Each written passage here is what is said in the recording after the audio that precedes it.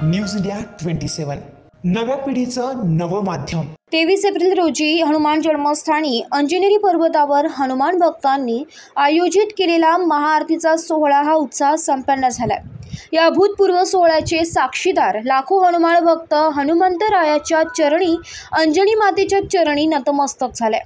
माननीय पीठाधीश्वर श्री श्री श्री शांतिगिरी महाराज, अखिल भारतीय संत समिती महाराष्ट्र प्रदेश प्रमुख महंत आचार्य पीठाधीश्वर श्री श्री अनिकेत शास्त्री महाराज, महंत श्री श्री श्री रमणगिरी महाराज, माजी महापौर श्री दशरथ अप्पा पाटील तसेच समस्त त्र्यंबकेश्वर तालुका ग्रामस्थ व समस्त हनुमान भक्त यांच्या प्रत्यक्ष उपस्थितीत जन्मोत्सवाचा सोहळा पार पडला। आम्ही या ठिकाणच्या परिसरातले सगळे भक्त लोक आणि जी काही ह्या मारुती मंदिरासाठी, ह्या मारुतीच्या जन्मस्थानासाठी ज्यांच्या काही शुभेच्छा आहेत की हे मंदिर या ठिकाणी निर्माण व्हावं, यासाठी संपूर्ण जो समाज आहे इथला, त्या समाजाने जवळपास 3:30 वाजेपासून ही तयारी दर्शवलेली आहे। 3:30 वाजेपासून रात्रीपासून लोक इथे येऊन मुक्काम राहिलेले आहेत।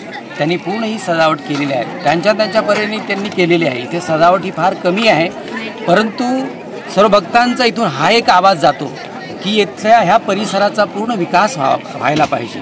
आज भगवान मारुतीरायाचे जन्मस्थान आहे, कारण पुरातन अंजनी माताचं मंदिर इथेच आहे आणि म्हणून सांगितल्याप्रमाणे की सर्व सिद्ध काय म्हणतात की सर्व स्तरातून या ठिकाणी हे भगवान मारुतीरायाचं जन्मस्थान हे एकदम काय म्हणतात की त्याला एकदम सिद्धता त्याला प्राप्त झालेली आहे आणि हे सर्वांनी मान्य केलेलं आहे। म्हणून ह्या इथल्या ह्या मंदिराचं संपूर्ण भारतवर्षामध्ये नाव व्हायला पाहिजे आणि विकास व्हायला पाहिजे, हीच येथले सर्व भक्तांची, सर्व समाजाची आणि साधू महंतांची, सर्व आखाड्यांची हीच एक मांग आहे। जर साधू संतांनी आणि समाजाने जो गाव करेल तो राव करू शकणार नाही, मग इथला जो समाज, साधू संत आणि आपण सर्व भक्त लोकांनी जर काही आवाज उठवला तर हे काम सगळ्यांच्या वरती आणि लवकरात लवकर होईल असं आमचं म्हणणं आहे।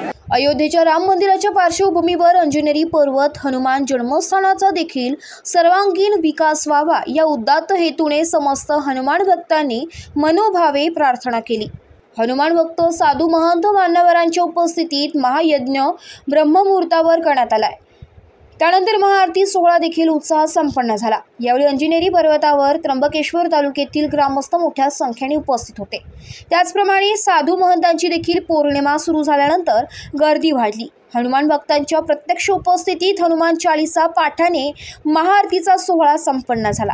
दुर्गम काज जगत के जेते, सुगम अनुग्रह तुमरे देते, राम दुआरे तुम रखवारे, ओटन आज्ञा बिनु पैसारे, सब सुख करे तुम्हारे शरण, तुम रक्षक काहू को डरना, आपन तेज समारो आपे, तीनों लोक हाकते कापे, भूत पिशाच निकट नहीं आवे, महावीर जब नाम सुनावे, नासे रोग हरे सब पीरा, जपत निरंतर हनुमत वीरा, संकट दे हनुमान छुड़ावे, मन क्रम वचन ध्यान जो लावे, सब पर राम तपस्वी राजा, जिनके काज सकल तुम साज, और मनोरथ जो कोई लावे, सोई अमित जीवन फल पावे, चारों युग प्रताप तुम्हारा, है प्रसिद्ध जगत उजियारा, साधु संत के तुम रखवारे, असुर निकंदन राम दुलारे, अष्ट सिद्धि नव निधि के दाता, असवर दीन जानकी माता, राम रसायन तुम्हारे पासा, सदा रहो रघुपति के दासा,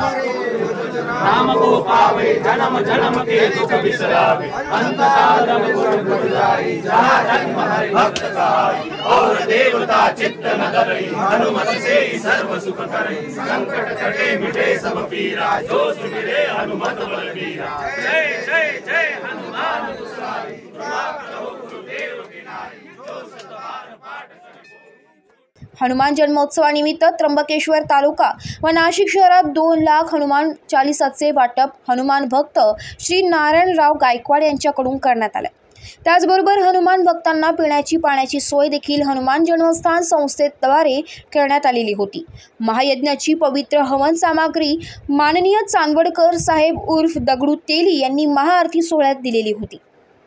महाआरती सोहळा संपन्न झाल्यानंतर महाप्रसादाचा लाभ महाभक्तांनी घेतला। लाडू महाप्रसादाची व्यवस्था धर्मवीर विक्रम अण्णा नागरी यांनी केलेली होती। पंचमुखी रुद्राक्ष देखील भाविकांना निःशुल्क वाटण्यात आले। याची देही याची डोळा नाशिकमधील अंजनेरी पर्वतावर हनुमंतरायाचा जन्मोत्सव महाआरती सोहळा पार पडला। हनुमान जन्मस्थान संस्थेने महाप्रसाद, पंचमुखी रुद्राक्ष वाटप व पाणी वितरण केल्यानंतर हनुमान भक्तांसमवेत स्वच्छता मोहीम राबवली व स्वच्छता संदेश दिला। शासकीय यंत्रणा व वन विभागाने देखील त्यांचे कार्य चोख बजावले। संकटमोचन हनुमंत रामाने लाखो हनुमान भक्तांना सुखरूप ठेवून आशीर्वादित केले। जगाच्या पाठीवर हनुमंतरायाचे एकच जन्मस्थान अंजनेरी पर्वतावर असल्याचा संदेश लाखो हनुमान भक्तांनी महाआरतीद्वारे सिद्ध केलाय। सर्वच क्षेत्रातील राजकीय, सामाजिक, धार्मिक प्रतिष्ठित व्यक्ती देखील पवित्र अंजनेरी पर्वतावर या सोहळ्यात प्रत्यक्ष हजेरी लावली। केवळ महाराष्ट्रातूनच नव्हे तर समस्त भारतातून हनुमान भक्त या प्रसंगी अंजनेरी पर्वतावर उपस्थित झाल्याचं दिसून आलंय। नाशिकमधील हनुमान भक्त असलेले सामाजिक संस्था, पर्यावरण प्रेमी आणि गड किल्ले संवर्धन समित्या देखील पाहावयास मिळाल्या। ओम हम हनुमते नमः, जय बजरंगबली। आज नाशिक जिल्ह्यासाठी हनुमान जन्मोत्सव हा खऱ्या अर्थाने विजयोत्सव सुद्धा आहे। कारण गेल्या वर्षी आपल्या भारताचे लोकप्रिय पंतप्रधान श्रीमान नरेंद्रभाई मोदी साहेब यांच्या संकल्पनेतून ज्याप्रमाणे 500 वर्षापासून प्रलंबित असलेले राम जन्मभूमीचे मंदिर निर्माण झालं आणि त्याचं भव्य असं लोकार्पण झालं, त्याच धर्तीवरती रामाचे परमभक्त श्रीमान हनुमंतराय यांचंसुद्धा जन्मभूमी याचा जीर्णोद्धार व्हायला पाहिजे आणि भव्य मंदिर निर्माण व्हायला पाहिजे। त्या अनुषंगाने त्यांनी सर्व संत समाजाला आवाहन केलं की भारतामध्ये जवळजवळ 9 ठिकाणी हनुमान जन्मभूमीचा दावा केला जात आहे। तर यातील नेमका कोणता? तर अनेक ठिकाणी शास्त्रार्थ सभा होऊन जेव्हा नाशिक येथे महर्षी पंचायतन सिद्धपीठममध्ये किष्किंधाहून जन्मभूमी क्षेत्रातून अनेक जन्मभूमी क्षेत्रातून जे साधू महंत आचार्य आले होते त्यांच्याबरोबर धर्मसंसद झाली आणि गेल्या वर्षी नाशिक अंजनेरी पर्वत हेच हनुमान जन्मभूमी आहे हे एकमताने सिद्ध झालेलं आहे। त्याचे सभाध्यक्ष म्हणून अयोध्या राम जन्मभूमीचे प्रधान आचार्य गंगाधर शास्त्री पाठक हे सभाध्यक्ष होते। त्यांनी तो निर्णय दिलेला आहे। त्यामुळे आज हा खूप आनंदाचा दिवस आहे। या गडावरती पर्वतावरती सकाळपासून लाखोंच्या संख्येने संपूर्ण देशभरातून देश विदेशातून अनेक हनुमान भक्त हिंदू बांधव इथे उपस्थित होत आहे। या सर्वांच्या व्यवस्थेसाठी स्थानिक नगरवासी असतील, ग्राम नगरवासी असतील, त्र्यंबकेश्वर नगरवासी असतील आणि प्रशासन असेल यांनी खूप चांगला बंदोबस्त दिलेला आहे। त्यांच्या सुखसुविधेमध्ये कुठेही कमी पडणार नाही, कुठेही भक्तांना अडचण निर्माण होणार नाही याची खबरदारी सुद्धा घेतलेली आहे। आणि मी शासनाला विनंती करतो की राज्य सरकार असेल, केंद्र सरकार असेल यांच्या संयुक्त विद्यमानाने येथे हनुमान जन्मभूमीचं भव्य निर्माण व्हायला पाहिजे। संपूर्ण जगभरामध्ये ज्याप्रमाणे अयोध्या राम जन्मभूमी एक नवीन कालचक्राची सुरुवात झालेली आहे, त्याचबरोबर हनुमान जन्मभूमी सुद्धा येणाऱ्या पिढीसाठी एक उत्तम उदाहरण आणि अमृतचक्राची सुरुवात या भूमीपासून व्हायला पाहिजे अशी मी विनंती करतो। जय श्रीराम। News India 27 Marathi, Nashik.